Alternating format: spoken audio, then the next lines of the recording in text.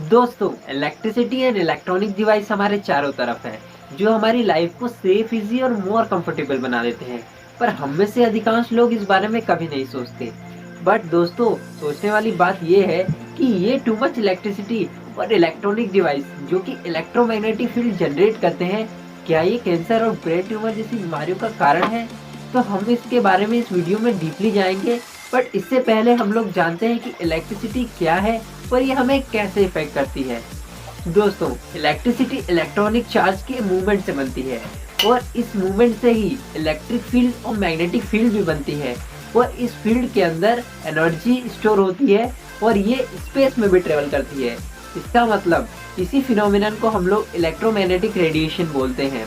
जैसे कि दोस्तों, इसका एग्जांपल हम अपने घरों में देख सकते हैं। जैसे हमारे घरों में जो रेडिएटर और हीटर लगे रहते हैं वो हमको हीट देते हैं in form of infrared radiation. अगर हम बात करें इलेक्ट्रोमैग्नेटिक स्पेक्ट्रम के बेस पे, तो रेडिएशन बहुत तरह के होते हैं, जिसमें से कुछ परफेक्टली हार्मलेस होते हैं और कुछ हमारे लिए डेंजरस भी होते हैं। अगर आप जब भी अब रेडिएशन वर्ड सुनेंगे तो आपके दिमाग में ये सभी बातें आनी चाहिए।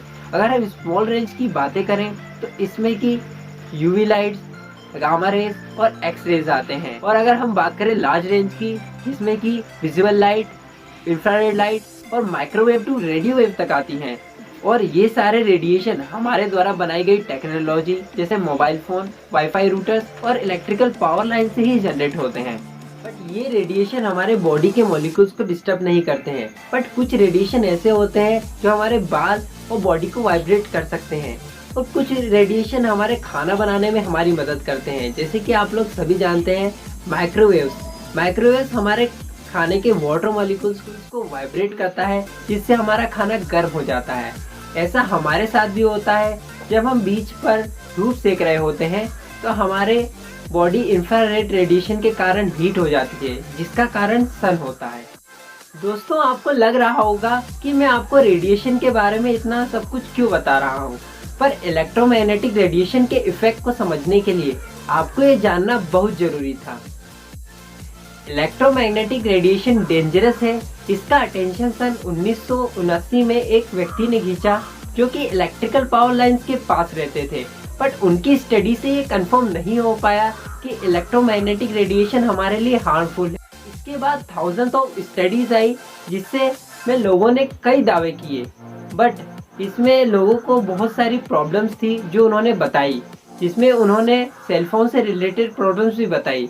उसमें उन्होंने ये बताया कि उन्हें सिर दर्द, आंखों में जलन, नाक बहना और स्किन प्रॉब्लम जैसी प्रॉब्लम्स हो रही हैं। पर दोस्तों, ये reports only day to day basis पे थी, इसलिए इसका लॉन्ग टर्म इफेक्ट के बारे में कंफर्म करना पॉसिबल नहीं था। बट और भी स्टडीज हुई जिसमें लोगों ने ब्रेन ट्यूमर होने का भी पॉसिबिलिटी बताई। बट जब ब्रेन ट्यूमर पेशेंट से इसके बारे में पूछा गया तो उनके साथ ये प्रॉब्लम थी कि वो अपनी मेमोरीज को भूल जाते थे। बट क्वेश्चन अभी वही है दोस्तों, क्या वीक रेडियो रेडिएशन जिससे हम लोग घिरे हुए हैं वो हमें नुकसान पहुंचा रहा है? पर इसका आंसर देना बहुत ही कॉम्प्लिकेटेड है दोस्तों। पर WHO ने अपनी रिपोर्ट में ये बताया है कि अभी तक ऐसा कोई साइंटिफिक प्रूफ नहीं जिससे कि इलेक्ट्रोमैग्नेटिक रेडिएशन हमें नुकसान पहुंचा रहा हो। बट इस पे अभी तक साइंटिस्ट रिसर्च कर रहे हैं। तो क्या दोस्तों, हमें अपने मोबाइल, कंप्यूटर और लैपटॉप्स को यूज़ करने से वरी करना चाहिए? तो इसका आंसर है दोस्तों, नहीं, हमें वरी नहीं होना चाहिए।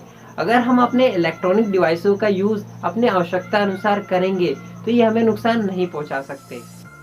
पर दोस्तों, ये डिवाइस हमें दूसरे तरीके से नुकसान पहुंचा सकते हैं। जैसे कि आप लोग जब शॉपिंग करते हैं या फोटोज या वीडियो शेयर करते हैं तो आपको आईडी या पासवर्ड की जरूरत पड़ती है। पर ये आईडी पासवर्ड कोई आपसे हैक कर लेता है और आपका डाटा का एडवांटेज ले सकता है। तो इसी से बचने के लिए हम लोग को स्ट्रॉन्ग एंड यूनिक पासवर्ड बनाना होता है दोस्तों। तो दोस्तों, आज की वीडियो यहीं ख़त्म होती है। आप कमेंट में बताइए आपको ये वीडियो कैसी लगी और इस वीडियो को लाइक करना बिल्कुल ना भूलें दोस्तों।